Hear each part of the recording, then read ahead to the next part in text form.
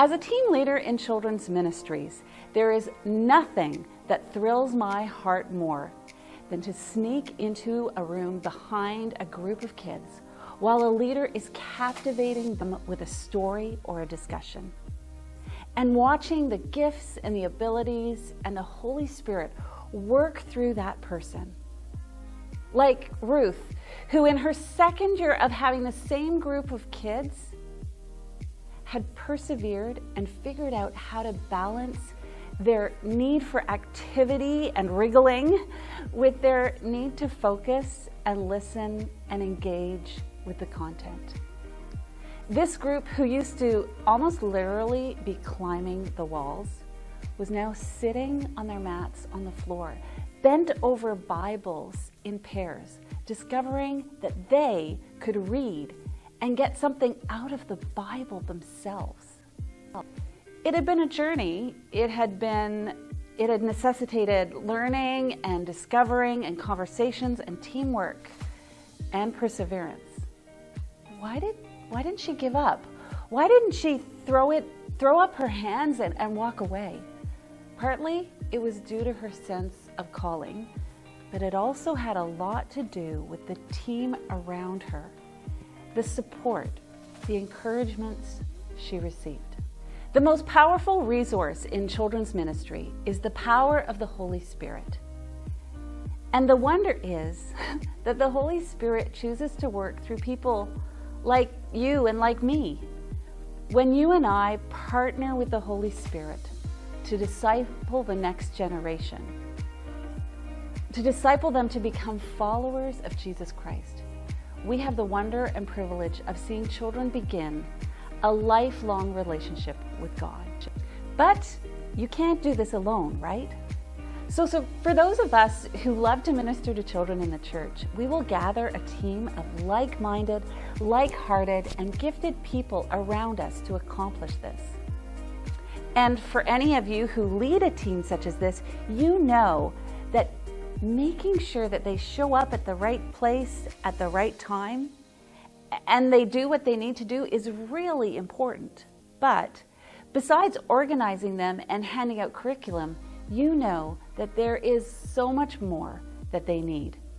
So what is that?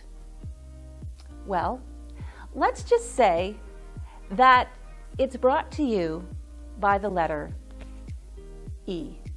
Many years ago, through listening to the books and workshops about leadership in children's ministries by the likes of Craig Jutila and Jim Weidman and others, I began to become familiar with a framework which has helped me tremendously to provide balance, focus, and quality to the leadership and care of any team that I was leading. Never mind longevity in your team or greater overall satisfaction for everyone. And this was a cycle of E's. Our first E is for equip. The very first part of our equipping, our team, happens before they even meet the kids. It includes carefully preparing someone to be ready for their first day in your ministry. Have they been screened and understand the importance we place on safety? Do they understand how to use the curriculum and what our expectations are? How do we want them to deal with difficulties? Do they feel confident walking into their area of ministry? After that, equipping includes that constant awareness of what your people need to be learning to be more effective in leading their kids into the knowledge of Jesus Christ. Do they need more skills like managing behavior or how to lead a discussion for 5-year-olds? Or is it more understanding of why? Why is ministry to children so important to God? Or why is relationship at the core of everything we do with our kids? Or is it even more growth in their own spiritual journey as a disciple of Jesus? I remember reading many years ago, I think it was from Catherine Stonehouse, how the #1 resource that you can bring to children's ministry is not great storytelling techniques necessarily, or fantastic props, or anything like that, but actually your relationship with Jesus. For those of us in ministry to children, keeping our spiritual growth fresh and alive needs to be our number one priority for equipping ourselves to be with the kids. As a leader of a children's ministry team, any of these equipping areas is an asset and will lead to greater cohesion, joy in your team. Our second E is for empowering. This is the one leaders struggle with the most, I think. But there is a power and a wonder in being people's champion.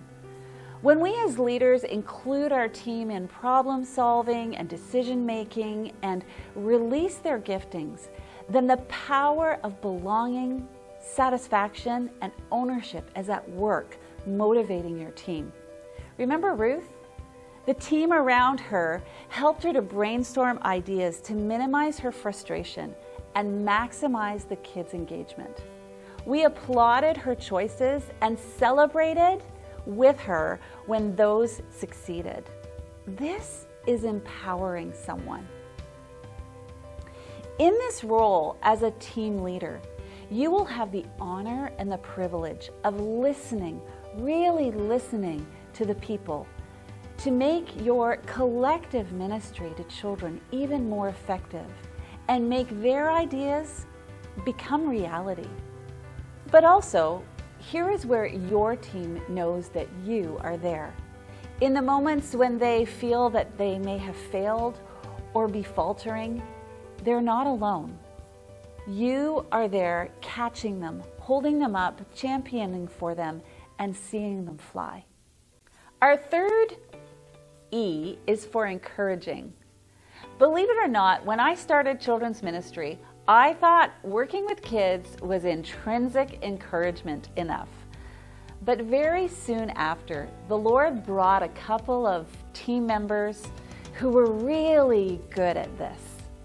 One of them mentored me in making people feel appreciated and valued as a contributing member of our ministry. She helped me to develop categories in this, like formal and informal encouragement, or appreciation for tasks versus appreciation for skills, versus personhood and character. Together, these two people inspired me to appreciate and encourage people using the 5 love languages.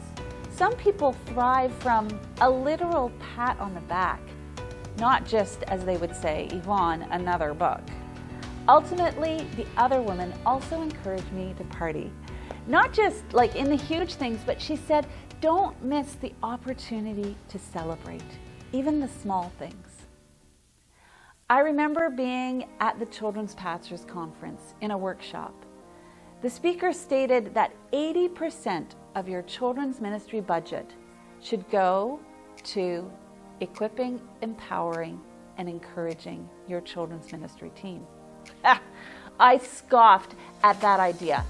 And I said, there's just no way. Did he have any idea how much curriculum cost?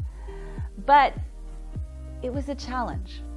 So over the years, I slowly moved my ministry to reflect that, not just fiscally, but also with time as well. And the results have been tremendous. The wonderful people that I've been able to work with, their loyalty to our team, their longevity over the ministry, the sense of worth in the body of Christ has been well worth it. It is a great privilege to work with people who are like-minded, especially when they are like-minded in wanting to share the good news of Jesus with children. As leaders of those teams, may you find true joy as you equip, empower, and encourage your team.